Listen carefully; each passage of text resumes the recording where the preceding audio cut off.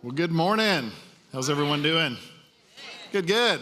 Hey, I had one person say good last service, so we're way ahead. Hey, it's so glad that you're here today in mid-July. It's great to have such a great crowd in the house, and we are so thankful for all of those that are watching online. I know we have some people today watching from California and some people from Ohio and Florida, and I think we even have some people in Europe watching. Do you realize that? When we stream this thing, we got people all over. So, hey, we're glad that you're joining us today.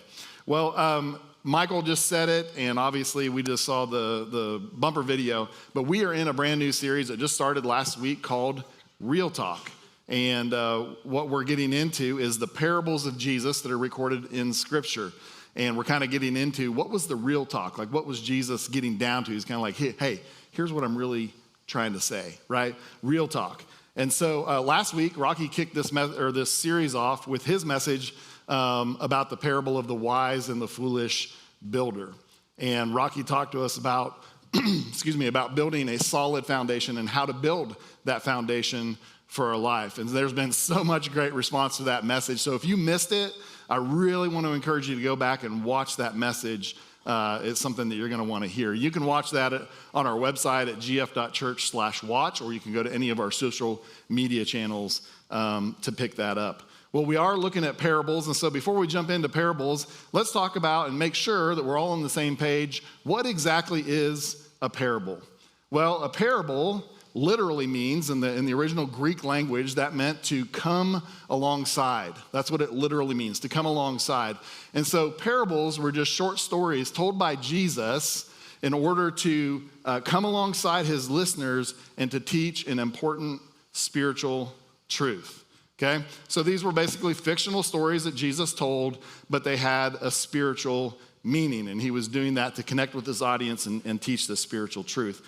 Well, today we're going to look at another one of the parables of Jesus, and when I get to it here in just a minute and I tell you what it is, all of you in the room are probably going to go, oh, I know that one. I know that one.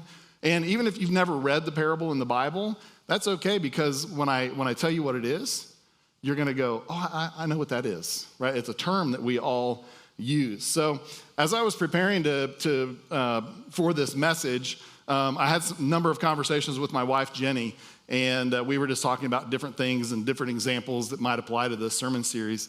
And we got into telling stories and recounting stories of times in our lives when we have lost something that had great value or great meaning to us and then later found it.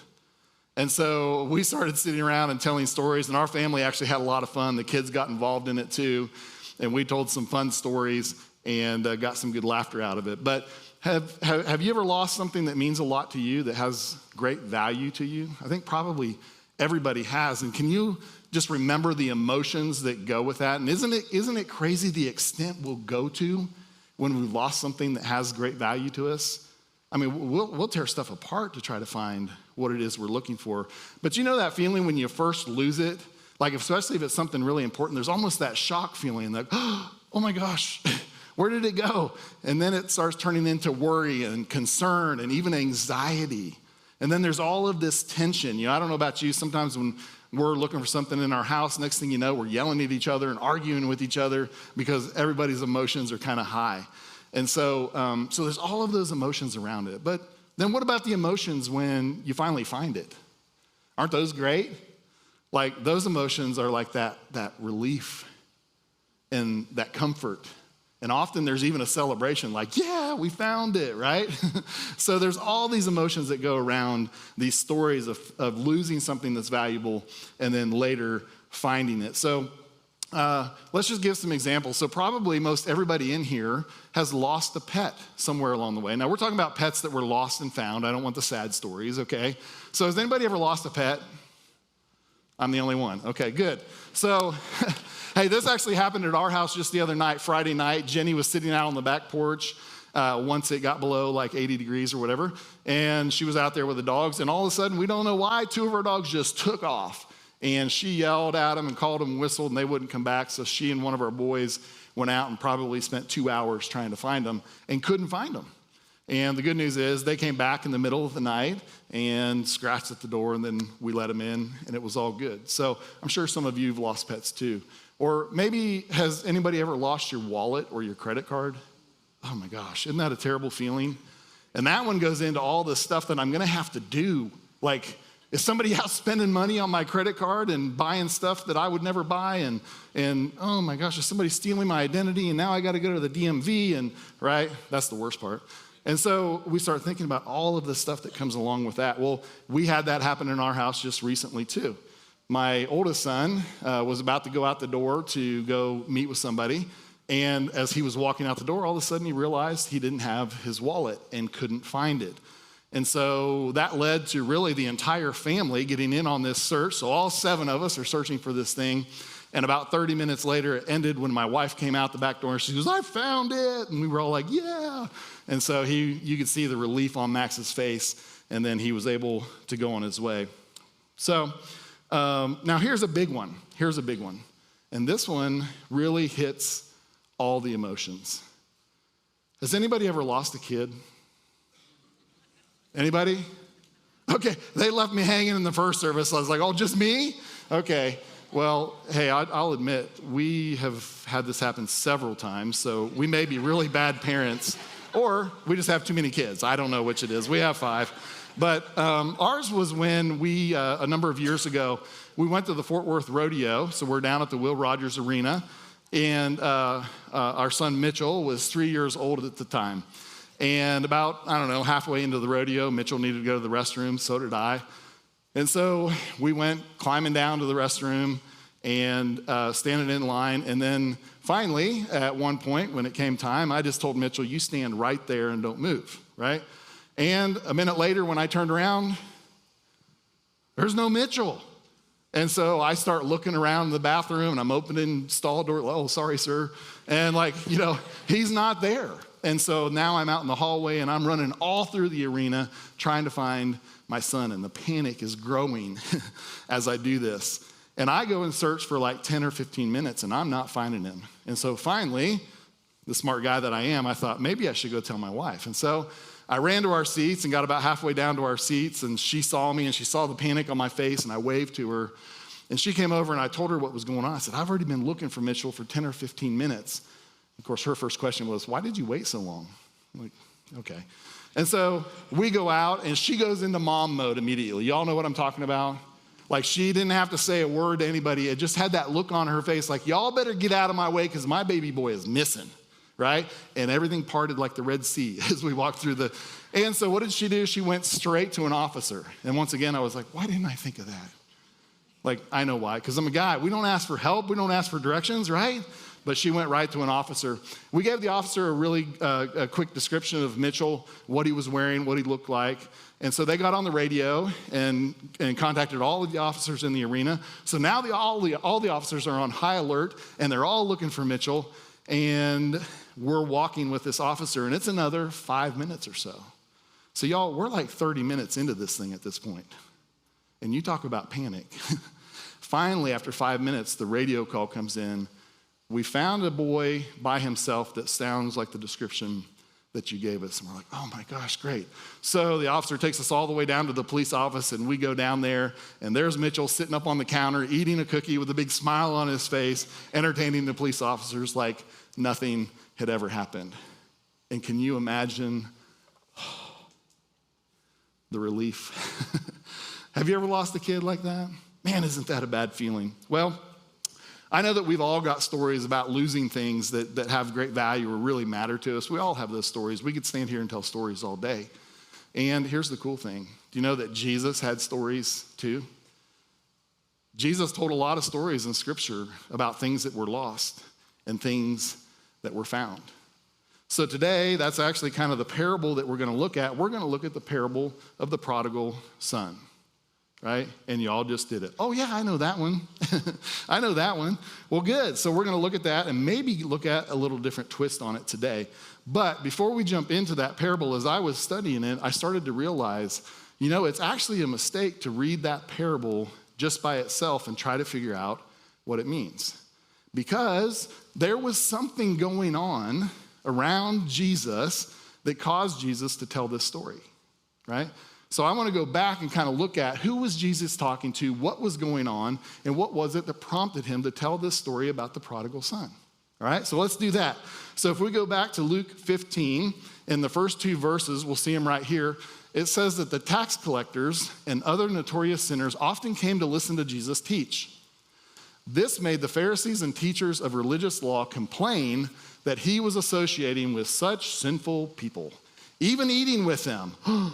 Okay, so here's what was going on. So we've got Jesus standing here teaching, and what it said was we had one group of people, okay? And it was these notorious sinners, the tax collectors, the lowest of the low, the scum of the earth, okay? These people were looked down on. They were rejects in society. The religious people looked down on them and taught them and told them that they could never have access to God's love. They weren't worthy of God's love. They were too bad, right? But Jesus came on the scene, and now for the first time, there is somebody who is saying, no, that's not true. Everybody has access to God's love. And guess what they were doing? They were crowding in. They were attracted to Jesus, and they wanted to hear what he had to say. They were leaning in, and they had humble hearts, and they wanted what Jesus had to offer. Isn't that cool? So we have the notorious sinners. And then we had this other crowd, this other group over here, and it was these self-righteous religious leaders. Now, these were the religious leaders of the time, and they had all of these rules, right? And all of these rules were the things that you had to do in order to be worthy of God's love. And they just happened to think that they kind of wrote the book on this, and they didn't actually write the book, but they had the book on it, and that they did this better than anybody else. And so they thought that they were worthy of God's love, and they had no need for somebody like Jesus. And see, when you have that kind of mindset that you work for and you earned it, you have no room for grace, right? It's not okay that those people who didn't earn it have access to God's love. And so these people were always judging those people, and they were always wanting Jesus. See, that crowd was leaning in, but this crowd was standing over here, grumbling and murmuring, and they wanted Jesus to come to them. You know why? Because they wanted to determine by their rules who was allowed to have God's love and who wasn't. See, they were prideful, and they had hard hearts. So these are the 2 crowds that you've got, and Jesus is talking to both of these audiences, and then you have Jesus right here in the middle, okay? Now, before we go any further, I just want you to place yourself in that story or in that setting. If you were there that day, I'm just curious, which of these chairs would you be sitting in? Would you be the notorious sinners? The ones that had done so much bad and thought they never had access to God's love? Or would you be these over here that you're doing all the right stuff? I do my quiet time. I read. I pray. I go to church. I serve. I tithe. I keep all the rules. And I can't believe we would ever let somebody over here who doesn't earn it. Like, which seat would you be in? I'm just curious. Something to think about. Well, here's the thing. This wasn't the first time that Jesus was right here in the middle of these 2 crowds, right? Actually, these people were chasing Jesus around the whole time he was on earth because they didn't like what he had to say because it removed power from them. See, they wanted to be in control. They wanted to be the judge of who had God's love and who didn't. And now you got Jesus coming on the scene and saying, no, everybody can come to God's love. So here's an example, and there's a bunch that we could go look at, but here's just one more example in Luke 5:30 to 32. It says this, but the Pharisees and their teachers of religious law complained bitterly to Jesus' disciples. Why do you eat and drink with such scum? Jesus answered them, healthy people don't need a doctor, sick people do. I have come to call those who think they are righteous. I have come to call not those who think they are righteous, but those who know they are sinners and need to repent. Not those who think they're righteous, but those who are sinners and need to repent. Okay? So we see this was an ongoing thing with these religious leaders and with Jesus. So this wasn't the first time, and so this was something he had to deal with all the time. So here it is, you get the picture. So here's Jesus, and over here, the notorious sinners, and over here, the self-righteous religious leaders. And now we begin to have an idea. This is who Jesus was talking to. This is what was going on. And now we know why he told the story. Because it says, in response, right? They were over here murmuring and grumbling and complaining. And it says, now Jesus told these stories in response to what was going on here, okay? And Jesus didn't tell just one parable. He told three.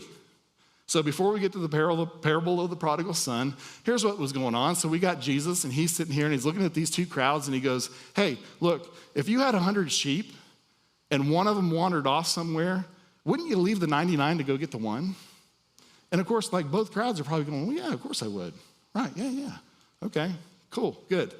And then Jesus says, and if you had 10 coins, like these 10 coins were like super valuable. They were like, each one was probably about a year's worth of wages.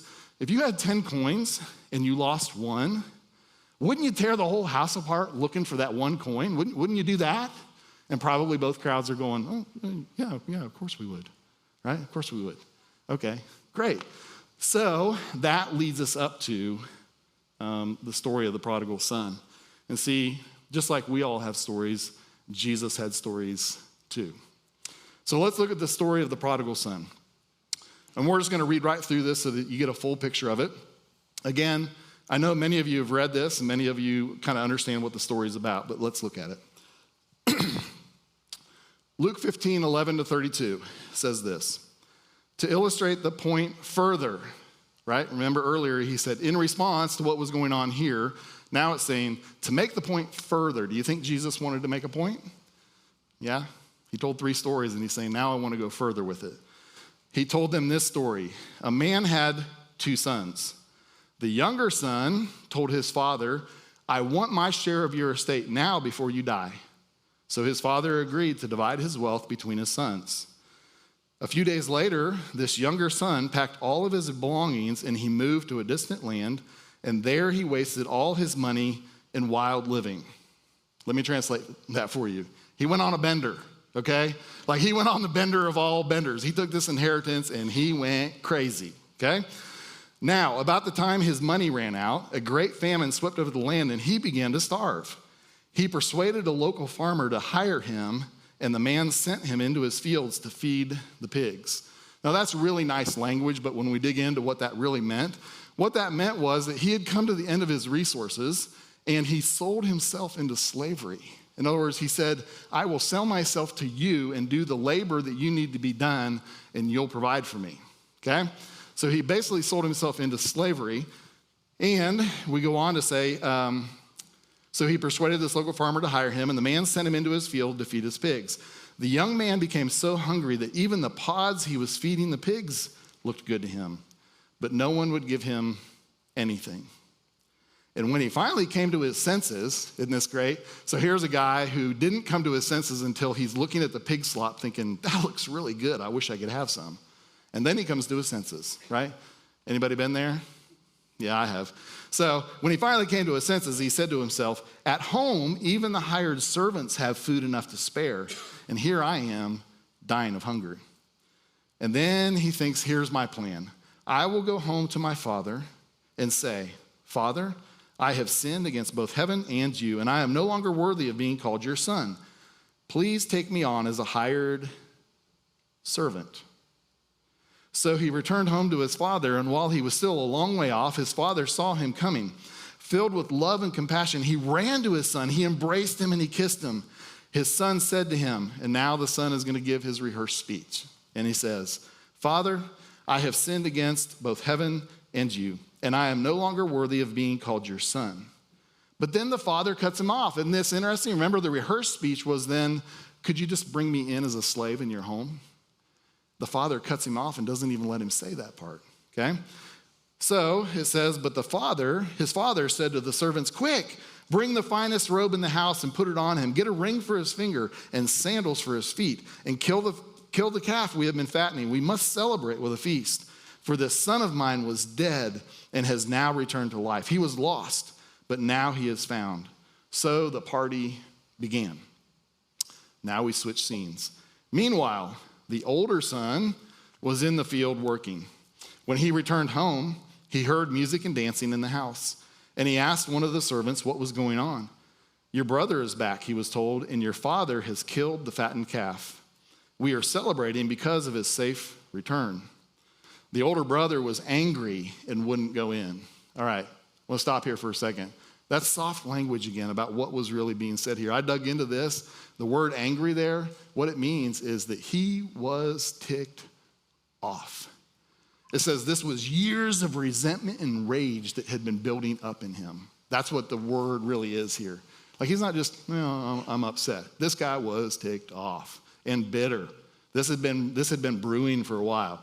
So the older brother was angry and wouldn't go in, and his father came out and begged him. But he replied, all these years I've slaved for you and never once refused to do a single thing you told me to. And in all that time, you never gave me even one young goat for a feast with my friends. Yet when this son of yours comes back after squandering your money on prostitutes, I think that's kind of funny. Never before did it mention prostitutes, but this son has thrown the other son under the bus. He's like, Dad, you do know he was spending money on prostitutes, right? He was hooking up with hookers, okay? Right? You do know how bad this is. Okay, good. So he was spending your money on prostitutes, and you celebrate by killing the fattened calf. His father said to him, look, dear son, you have always stayed by me, and everything I have is yours. We had to celebrate this happy day, for your brother was dead and he has come back to life. He was lost, but now he is found. Well, this is a great story, right? And most of us know it. And if you don't know the story, at least you know the term prodigal son. And you know, when you hear somebody say, oh, he's a prodigal, what does that mean? It means somebody was raised in a certain way, and now they've gone off and they're living this crazy, wild lifestyle that's the complete opposite of what they were raised in, right? So that's what we tend to think of when we think of this story. When we read this story, if you've read this story, if you've heard a sermon on it before, probably your attention and most of the attention was given to the son's behavior. Most of us were thinking about, oh my gosh, how could this son who had this loving, how could he do that? How could he say, like, Dad, I wish you were dead. Like, give me the money now. And I'm going to go out and I'm going to go party. And the guy went out and he wasted all his money and he was drinking and he was hooking up with hookers and he was doing like the whole thing. Right? And we are just almost like when we read the story where it's like, oh no, like we're distraught about this guy's sin. We're worried about his behavior. But there's something interesting in the story. Do you notice when he comes to the father, does the father seem concerned about his behavior? He never even mentions it. Not once. He doesn't even raise an eyebrow or cock his head to one side. Now, I don't know about you, but if one of my kids went off and did this, now let me tell you, I'd be happy they were coming home. Oh my gosh, my son's come home. That's great. But we're going to have to talk about what you did. There's going to be some boundaries. You know, we probably ought to go to rehab. You're going to have to pay back everything that you took. But welcome home. But not this father. The father never mentions it. What's the father concerned about? My son. My son. He was separated from me. See, a son and a father are meant to be in a relationship like this. And his son had separated from him. And all he was worried about was that his son had separated. So when he came back, he wasn't worried about the behavior. Like when the other son said he was with prostitutes, Dad was just like, okay, but he's back. He's back. Do you see that? We know that the father in the story represents God, right? Have you ever considered that maybe God isn't as concerned about your behavior as he is about your relationship? Have you ever thought about that? It's interesting in this story that seems to be the main focus. Okay, so the other thing we tend to think about is that in this story, there was a good son, right? The one that stayed home and did all he was supposed to do. And there was the bad son, right? The one that rebelled and ran off and did all that he wasn't supposed to do. But what we miss is that's not actually true. Both sons were prodigals. Both sons were prodigals, because what was the real issue? We already said it. The real issue was not the behavior. It wasn't that you had terrible behavior and you had great behavior. That wasn't the issue. The issue was that both sons were meant to be right here with the Father. And both sons had separated from him and from his love. Totally different behavior. One son went off and partied, and one son stayed home and worked. But both of them had separated from this intimate, face-to-face relationship with their father. Do you see that? Now, what happened? What happened when both sons, when they separated from their father? Different behavior, but the same results. Both sons lost their identity. Both sons exchanged son for slave. Did you catch that? This son went out and he sold himself into slavery just to survive. See, he had the abundance of the father. He had everything that the father had, full access to all of it, but he decided he's holding out on me. He's holding back, and I got to go out here and find what I'm missing. And what he did is he exchanged his identity as a son for an identity as a slave. But guess what? This son did the same thing. This son stayed and worked and did all the right things. But what did he say to his father when his father came out and talked to him? He said, I've been slaving for you all these years. See, he had stayed in the house, but he never viewed himself as a son. He viewed himself as a slave, just working for the father's love, right? And then, not only that, they separate from their identity, so they exchange son for slave, but they also exchanged abundance for scarcity. Both of them found themselves living in scarcity, believing that they didn't have enough. And it was actually true in this guy's case, like pig slop looked good, right? This guy partied himself into slavery, or into scarcity, and this son worked himself into scarcity. But both of them believed that the father wasn't giving them everything that he had. But what was the father's response? No, you've been here the whole time and you have access to everything that is mine. See, it was all in his head, and he thought he had to work for it. See, God's not that concerned about your performance. He's more concerned about your posture. That's what he's concerned about, right? We are made. We are made to be right here, face to face with our Heavenly Father. That's what he made us for. That's where we find ourselves. That's where we find purpose. That is where we find identity. That is where we find the abundant life. Everything that the Father has is yours when you're right here. And what he's saying is, come on, son, come here, right here with me. Now what we have is two totally different responses, right? These two sons respond totally different. This son comes at the end of his rope, and he's humble enough to recognize, man, even what I had at the father's house was better than this. Even being a slave there would be better than this. And he decided to go face to face with the father and tell the truth. And what did the father do? He didn't reject him. He didn't scold him. He didn't make him feel bad. He didn't bury him in guilt and shame. Real quick, let's look at what's going on here. Remember when he came, the father said, the father didn't even let him utter the rest of his rehearsed speech. Remember that? The father wouldn't even let him say, I could be a slave in your house. No. We're not doing that. You are a son. Man, the father is not going to let you lie about yourself. The father will never see you than anything other than what he made you to be. And so he says, no, you're not even going to say it. Go get the robe. Go get the robe now. Why do you think he was doing that? Well, this was a shame and honor culture, and what this son did was shameful. Oh my gosh, this would have brought tremendous shame on the father. and tremendous shame on the son. And the listeners to Jesus, when he was telling the story, they would have expected that when this son came back, he shamed this family. Oh, and he's going to pay. He's going to pay. And he will never be a son again, right? And Jesus is going, no. Or the father is saying, no, go get the robe. Go put the robe on him. Because the robe was a symbol of honor. Only people in positions of honor wore the robe. And you know what he was doing? He was covering the son's shame. And what he was communicating to the son and everybody around was, no. He's not a slave.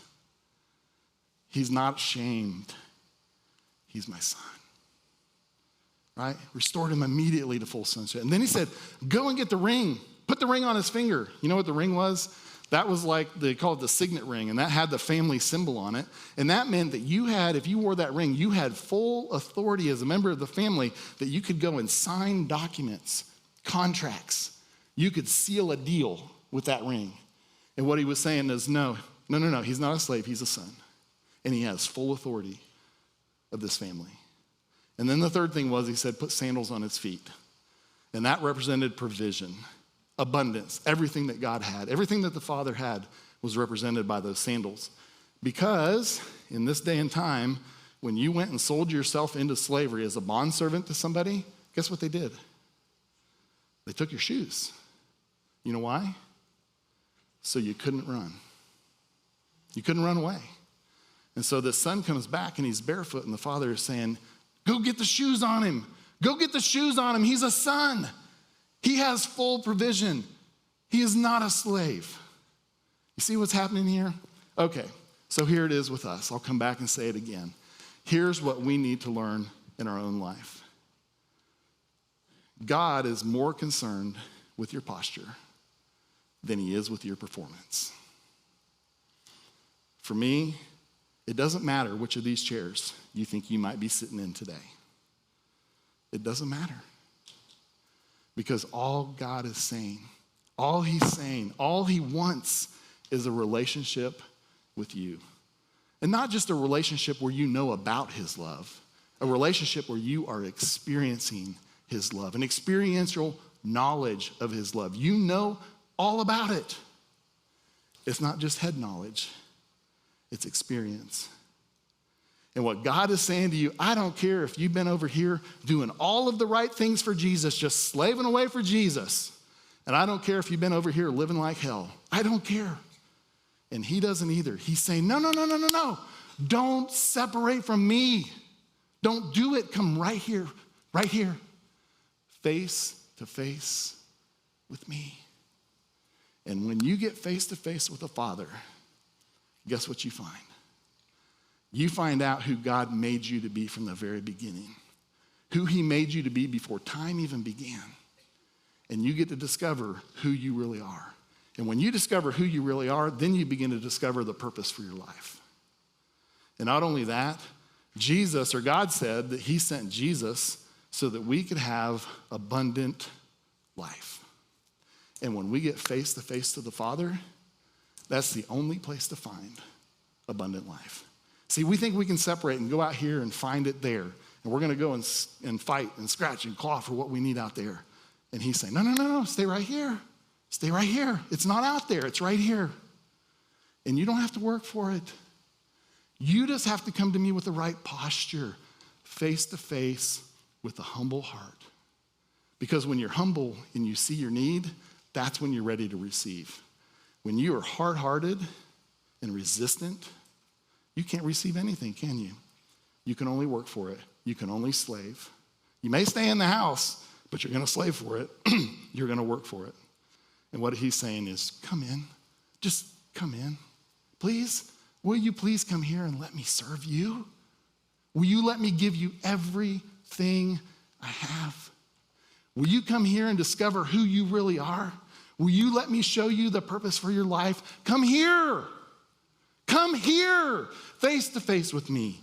Don't separate from me. Do you see it? This is what the story is about. This is what it's about. Now, I don't know about you, but at different times in my life, I sat in that chair and I came back to the Father. and I found out he wasn't that concerned about my performance. He loved me because I was his son. And then I flipped all the way over here and I started doing all the stuff, right?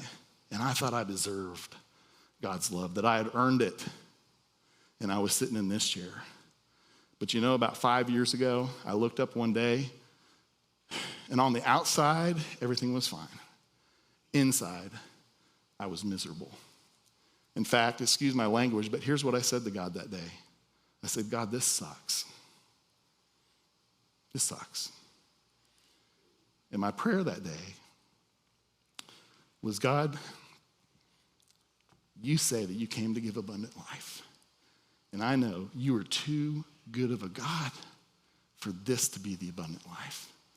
This cannot be the abundant life. And I wasn't blaming God. I just said, God, will you show me? Will you just show me what the abundant life is? Will you do that? And God has just showed me over the last few years, and I have been so overwhelmed with God's love. I can't tell you about it. I just want you to experience it.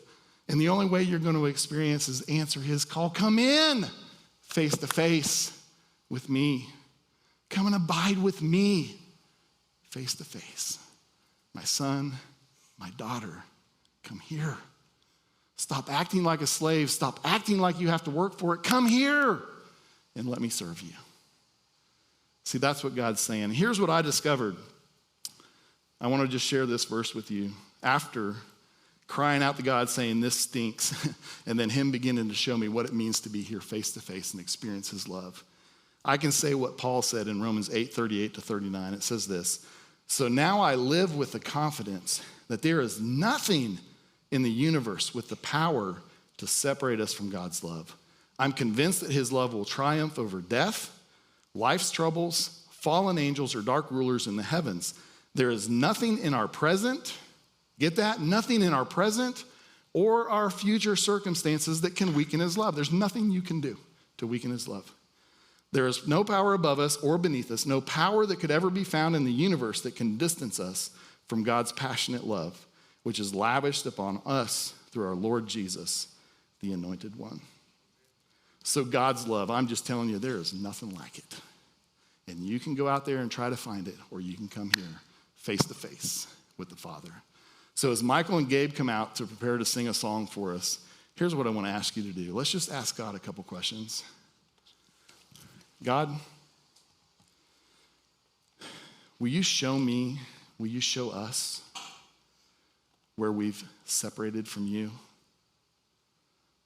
Yeah, God, we may have a relationship with you, but it's just a relationship of knowledge. Will you show us where we've separated from you? And God, will you show us how to turn back to you and come face to face with you? Will you show us what it means to abide? God, will you show us how to have the abundant life? God, will you do that for us?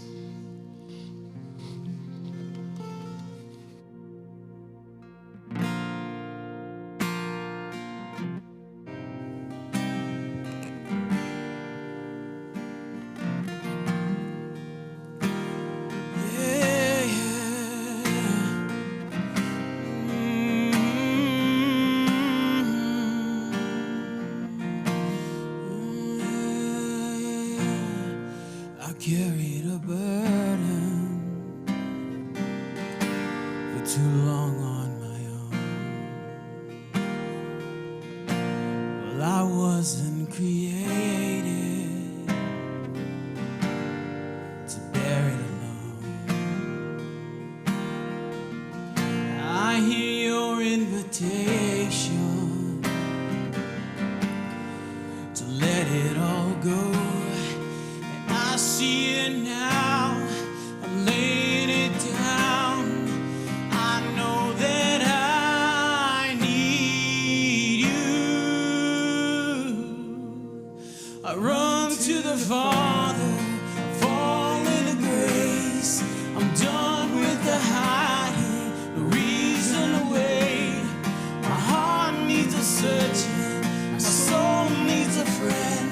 So I run to the Father again and again.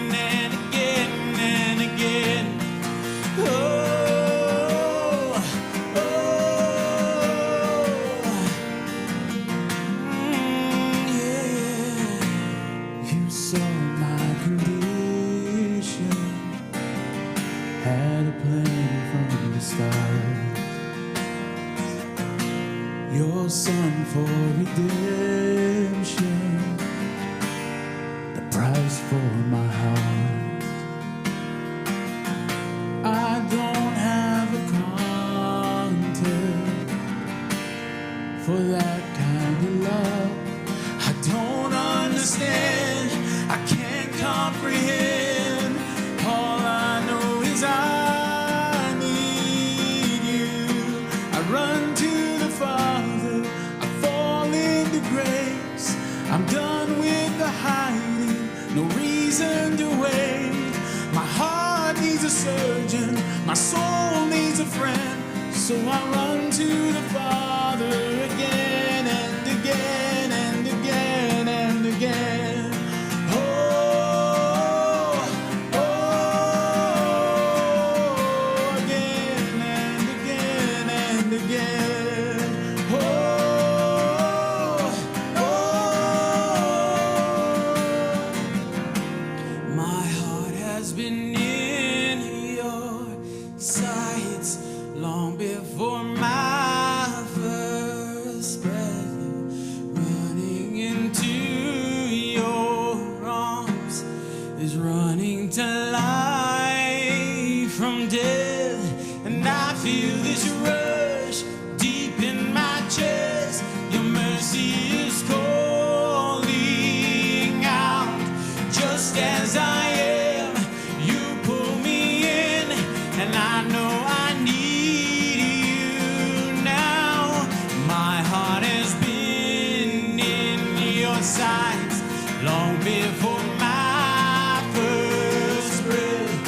Running into your arms is running to life, oh, from dead.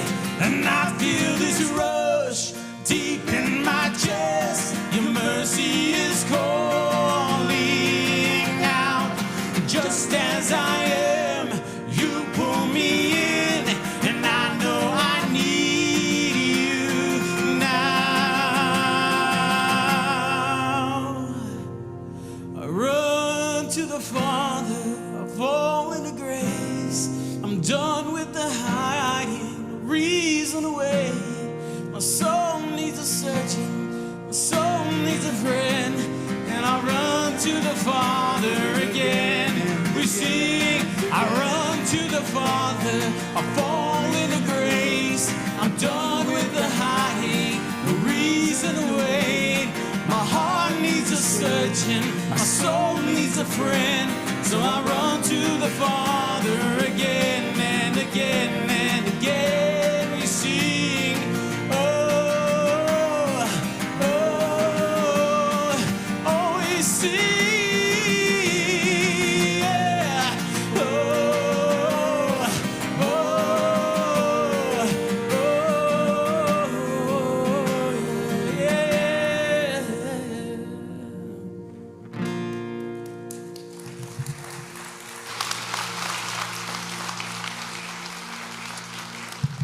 So I just want to leave you with this today. God is more concerned with your posture than he is with your performance. You know why that is? The performance will take care of itself if you'll just get right here face to face with him. The right performance will come out of the relationship.